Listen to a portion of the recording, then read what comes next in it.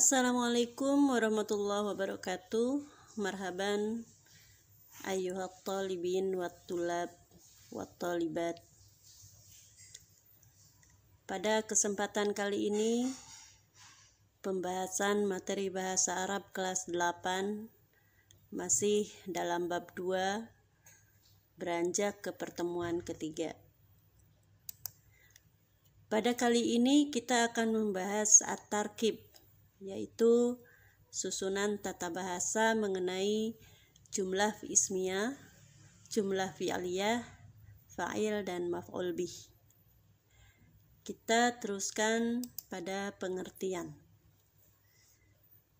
Apa yang disebut jumlah ismiyah?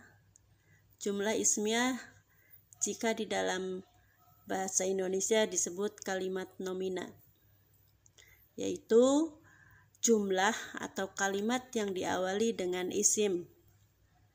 Nah, di sini isim itu bisa kata benda, dan kata benda ini bisa termasuk orang, bisa termasuk kata ganti, bisa isim isyarah, bisa kata benda lainnya.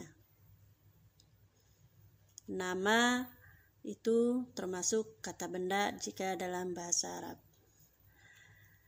Jumlah ismiyah juga dapat diartikan sebagai susunan kalimat yang terdiri dari mubtada dan khobar. Tentu kalian dulu kelas 7 sudah mendapatkan materi tentang mubtada dan khobar.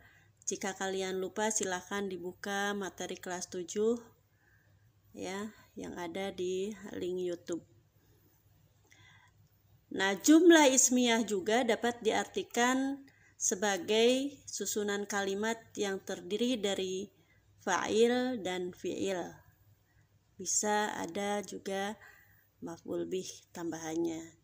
Tapi yang jelas susunan kalimat jumlah ismiyah itu terdiri dari fa'il atau disebut pelaku atau subjek, kemudian diikuti dengan fi'il, kata kerja. Nah, ini adalah contoh kalimat jumlah ismiyah. Tulisan yang berwarna kuning, at-tilmidhu, at-tilmidhatu, ana, anta, atau mungkin nanti ada hadza, hadhihi, dzalika. Nah, ini adalah yang disebut isim. Ini isim, kata benda.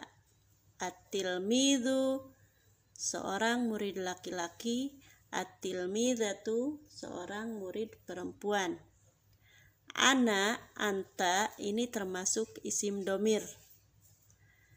Nah, setelah isim yang berwarna kuning ini, maka diteruskan dengan kata benda atau yang disebut fi'il. Yaqra'u, taqra'u, aqra'u, taqra'u. Ini adalah fi'ilnya. Kata kerja di sini adalah yang menandakan bahwa isim, kata benda ini melakukan sesuatu. Murid itu membaca buku. Murid itu membaca buku. Saya membaca buku. Kamu membaca buku. Ini sama artinya membaca. Nah, yang membedakan di dalam fiilnya adalah tanda. Tanda yang nanti kalian akan mempelajari tentang tanda perubahan fiil mudhari disesuaikan dengan isim, dengan domir ya. At-tilmidhu ini kalau dijadikan domir menjadi huwa, kalau at-tilmidhatu jika dijadikan domir ini menjadi hiya. Seorang murid laki-laki bisa sama dengan dia laki-laki. Seorang murid perempuan bisa dia perempuan atau hiya. Ini yang disebut jumlah ismiyah. yaitu kalimat yang terdiri dari isim diikuti dengan fiil. Isim terlebih dahulu yang diletakkan, baru kemudian kata kerja atau fiil. Kemudian yang kedua, jumlah fi'liyah. Apa yang disebut jumlah fi'liyah? Jumlah fi'liyah jika di dalam bahasa Indonesia disebut kalimat verbal, yaitu jumlah atau kalimat yang diawali dengan fi'il, yaitu kata kerja. Kalau tadi jumlah fi'liyah diawali dengan isim, kata benda, pelaku. Kalau fi'liyah diawali dengan kata kerja atau kata kerja yang dilakukan oleh si pelaku tersebut, pekerjaan yang dilakukan oleh si pelaku tersebut. Jumlah fi'liyah juga dapat diartikan dengan susunan kalimat yang terdiri dari fi'il, kata kerja, dan fa'il, pelaku. Jadi kebalikan ya dari jumlah ismiyah. Kalau jumlah ismiyah terdiri dari fa'il dulu baru fi'il, tapi kalau jumlah fi'liyah terdiri dari fi'il dulu baru fa'il. Ini harus kalian bisa bedakan, fi'il itu kata kerja, fa'il itu pelaku atau subjek. Nah, ini contoh jumlah fi'liyah. Jika tadi yang warna kuning ini di depan, di dalam jumlah ismiyah di awal, maka jumlah fi'liyah yang di awal adalah kata kerjanya, yaitu sesuatu pekerjaan si pelaku. Tadi pekerjaan si pelakunya apa? Membaca. Ya. Jadi ini tetap kalau diartikan secara Indonesia dalam bahasa Indonesia yang bagus, tetap murid itu sedang membaca. Tapi ada perbedaan jumlah. Kalau jumlah ismiyah tadi isimnya dulu yang di awal, kalau jumlah fi'liyah fi'ilnya yang diawalkan. Ini kalian lihat nih, yang dinamakan isimnya adalah yang kuning ya, sama kayak seperti tadi. Kalian nanti lihat letaknya. Kemudian yang ketiga, maf'ul bih. Apa yang disebut maf'ul bih? Yaitu isim mansub. Isim mansub itu isim atau kalimat yang dinasobkan yang menjadi sasaran tindakan.